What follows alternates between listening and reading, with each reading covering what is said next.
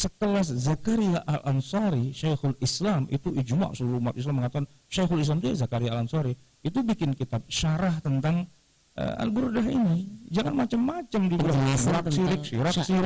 Iya, yang bilang syirik siapa? Gitu kan? Ada satu dua, ntar Ustaz Tomo yang jelasin siapa satu dua yang bilang syirik.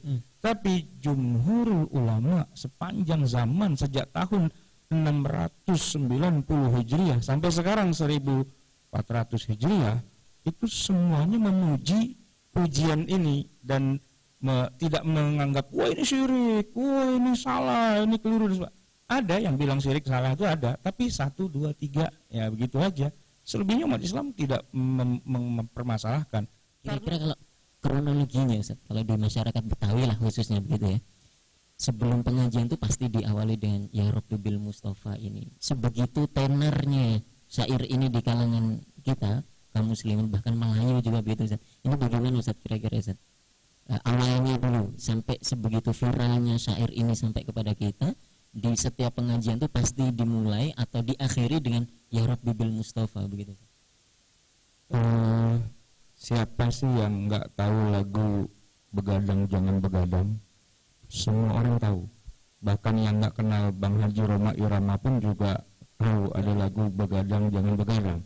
Dari zaman kuda gigit besi sampai zaman kids, ya, zaman milenial gitu ya. Semua orang tahu lagu itu, walaupun mungkin sudah nggak tahu lagi siapa yang ngarang dan bagaimana ceritanya. Jadi kalau yang namanya karya sastra itu kalau sudah booming dan sudah timeless gitu ya, sudah tidak ada lagi waktunya, jadi dia lagu yang abadi gitu ya. Nah itu memang kayak gitu fenomena yang namanya lagu. Nah begitu juga dengan yang namanya syair. Ya, syair itu memang boomingnya sedemikian rupa, apalagi babnya adalah tentang madah atau memuji kepada Rasulullah. Jadi ada beribu-ribu orang menulis syair gitu, tapi yang paling top, markotopnya itu adalah ya yang ditulis oleh Syekh Al-Busiri. Beliau ini orang udah lama sebenarnya, kalau dirujuk ke masa lalu itu tahun berapa Pak? 600 lahir tahun 608. Lahirnya 608, wafat Hijriah, wafatnya 690-an. Ada yang 95, 96, pokoknya sebelum masuk tahun 700 Hijriah. Berarti itu memang abad ke-7 ya. Abad ke-7 Hijriah. Nah, itu memang boomingnya ke seluruh dunia. Al-Busiri ini orang mana aslinya? Tapi yang jelas kuburannya di Mesir. Iya. Aslinya karena memang lahirnya juga di Mesir. Mesir ya. Kalau darahnya itu darah Maroko. Nah, dia darah keturunan orang tuanya dari Maghrib, dari Maroko, tapi lahir domisili apa itu di Mesir. Jadi siapa yang kuliah di Azhar di Mesir itu pasti kalau jalan-jalan pasti ke makam Al-Busiri di mana di Alex di Iskandaria. Kalau Qusair itu salah satu wilayah di bawah Bani Suwaib ininya. Ah ya. Nah, jadi beliau inilah yang kemudian menulis karya sastra itu ya, yang memang nama bukunya atau nama kitab diwannya itu sebenarnya resminya adalah bukan Burdah gitu kan, tapi ada salah satu kisah yang menyebutkan bahwa beliau itu sampai diberi oleh Rasulullah dalam mimpinya burdahnya itu. Burdah itu kan sebenarnya apa kita sebut sini, selendang atau sorban gitu ya, sorban yang diselempangkan. Nah gitu ya.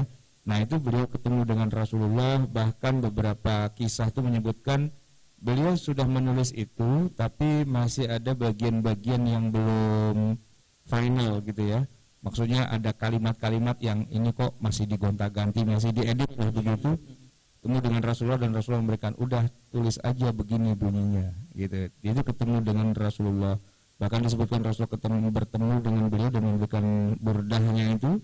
Sampai begitu beliau bangun, maka beliau sempurnakan puisinya itu, sastranya itu. Dan memang kemudian menyebar, walaupun tidak langsung viral saat itu, karena masa itu kan belum kayak zaman sekarang. Orang upload di Facebook lalu viral langsung gitu kan, enggak. Tapi sesuai dengan zaman, dia menyebar ke Afrika, menyebar ke ke Irak, menyebar ke Syam, menyebar ke termasuk ke Indonesia, Malaysia dan sebagainya. Maka pujian Nabi Ya Rabbi bil Mustafa itu ada di seluruh dunia. Karena memang pertama memang dia bagus gitu ya, bagus, dan memang diajarkan di berbagai tempat, di madrasah yang masih ibtidaiyah, di kutab, di mana itu anak-anak diajarkan itu Ya Rabbi bil Mustafa. Bahkan itu tadi juga menjadi tradisi setiap kali ada pengajian diawali dengan Ya Rabbi bil Mustafa itu sebagai sesuatu yang dibaca bareng terus sejak kecil gitu. Pertama isinya bagus gitu ya. Yang kedua memang taklim itu kita ingin bertabarruk kepada Rasulullah. Ya tentu taklim dibuka dengan bismillah atau dibuka dengan bacaan Al-Qur'an apa segala macam. Tapi orang Arab itu biasa juga ketika memulai sesuatu itu dengan memuji Rasulullah SAW itu dengan cara yang bukan sekali lagi Nabi Muhammad hebat ya, Nabi Muhammad pintar ya, Nabi Muhammad canggih ya. Enggak cuma begitu, cara memujinya itu adalah dengan menggunakan bait-bait syair. Memang begitulah orang Arab. Kalau dia sedih, dia berpuisi, ya kan? Kalau dia bergembira, dia berpuisi.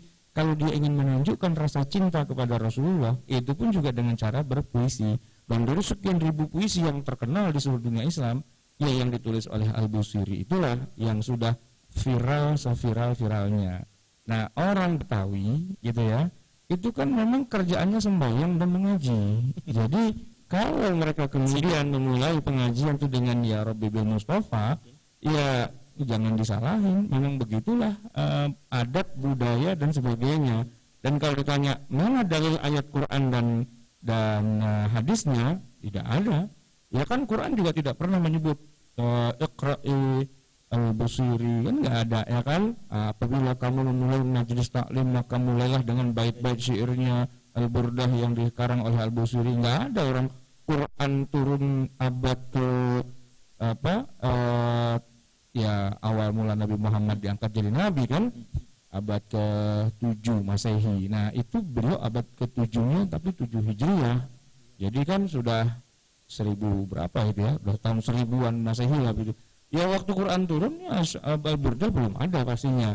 Waktu Nabi menyebutkan hadis-hadisnya belum ada burdah gitu kan. Tapi itu bagian dari perkembangan umat Islam ya, mereka ya kayak ilmu tajwid kita kenal ikhfa, idgham, izhar apa segala macam kan. Di zaman Nabi nggak ada. Mana ayatnya, mana hadisnya? Iya nggak ada, emang karena itu adalah ilmu yang kemudian dicetuskan oleh generasi berikutnya, ya kan? Ilmu fikih juga begitu, di masa Nabi memang ada ilmu fikih dalam arti kata Nabi ini fardu ain, ini fardu kifayah. Mana ada Nabi nyebut-nyebut istilah fardu ain, fardu kifayah, nggak ada, gitu kan? Bahkan di masa Nabi juga nggak ada mushaf yang kita kenal, nggak ada daftar isinya, nggak ada tafsir, kitab tafsir mana ada di masa Rasulullah gitu. Lalu apakah kalau di masa Nabi tidak ada, lantas semua itu bid'ah dan harus dibakar, dibuang dan sebagainya? Terlalu naif kan untuk berhujjah seperti itu. Nah maka ada syair seperti itu orang baca di mana-mana, terus salahnya apa gitu ya? Oh salahnya karena di dalam bait syairnya ada masalah yang syirik gitu misalnya. Saya jawab begini, yang bilang syirik itu siapa? Sebutin orangnya, tunjukin batang hidungnya yang bilang syirik itu siapa. Kenapa? Karena sejak tahun 690 Hijriah sampai hari ini dibaca orang seluruh dunia Islam. Dan disyarah ya, kitab Al-Burdah ini disyarah oleh begitu banyak orang-orang para ulama besar sekelas misalnya yang nggak tahu Syekhul Islam. Tahu nggak siapa Syekhul Islam? Ibnu Taimiyah. Ibnu Taimiyah bukan Syekhul Islam, itu dia kalau orang pinter iya, tapi kalau bilang Syekhul Islam bukan. Siapa? Zakaria Al-Ansari. Zakaria Al-Ansari. Sekelas Zakaria Al-Ansari, Syekhul Islam itu ijma' seluruh umat Islam mengatakan Syekhul Islam itu Zakaria Al-Ansari. Itu bikin kitab syarah tentang Al-Burdah ini. Jangan macam-macam dibilang syirik. Yang bilang syirik siapa? Gitu kan? Ada 1-2, ntar Ustaz Tomo yang jelasin siapa 1-2 yang bilang syirik.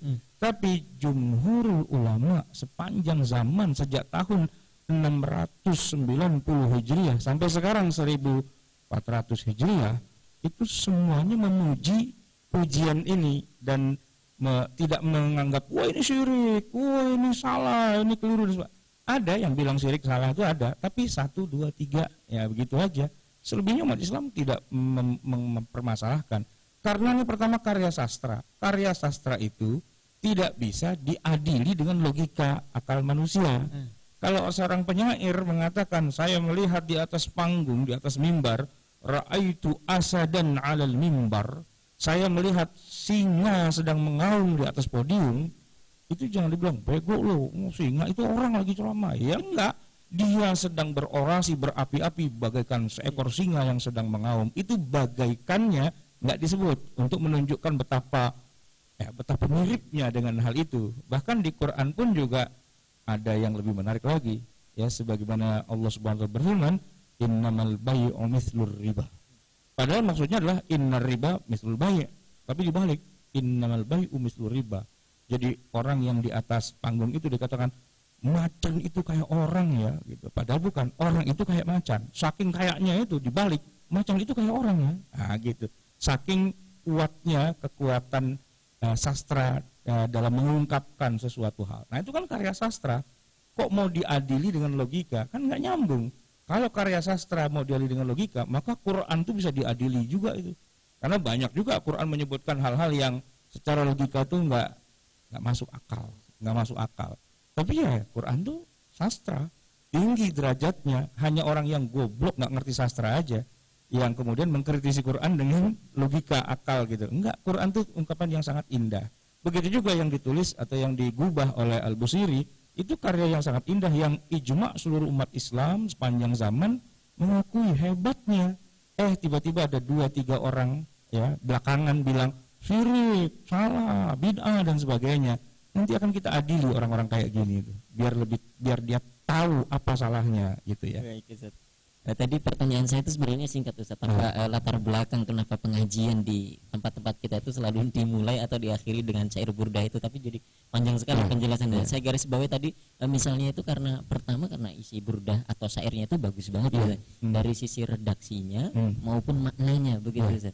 Itu satu. Yang kedua, ya kita memulai dengan sesuatu yang baik, begitu, dengan memuji Nabi. Itu juga bentuk cinta kita kepada Nabi Muhammad SAW. Masyaallah.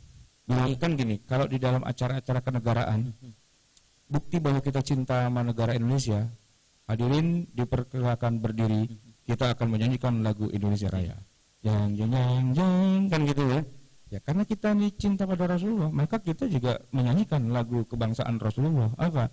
Ya Rabbil Mustafa bil qasidana. Itu lagu kebangsaan umat Islam itu, kalau boleh saya bilang gitu. Kenapa? Cinta kita pada Rasulullah. Terus salahnya di mana gitu ketika kita ingin mengungkapkan kecintaan kita bersama-sama dengan Rasulullah itu, ya kan? Masya Allah. Jadi disebutkan Ustaz Sarwat bahwa Al-Busiri itu sebagai penggubahnya, begitu, penulis syairnya itu wafat sekitar 690-an, itu berarti di akhir abad ke-7, Ustaz, ya. Ya. Hari ini kita itu sudah masuk ke abad 15, 15 Hijriah. 8 abad sejauh itu masih dilakukan. Itu lagu gitu. yang abadi, ya, tidak ada masa berakhirnya. Sebagaimana begadang jangan begadangnya Bang Haji Roma Irama, itu abadi itu, ya kan? Siapa yang nggak kenal lagu itu? Suatu Tomo juga hafal juga beliau, iya. Semua kalangan hafal lagi. Semua kalangan, yang anti dangdut pun hafal juga dia. Jadi walaupun dia anti, mukanya nggak mau, tapi jempolnya goyang dia gitu.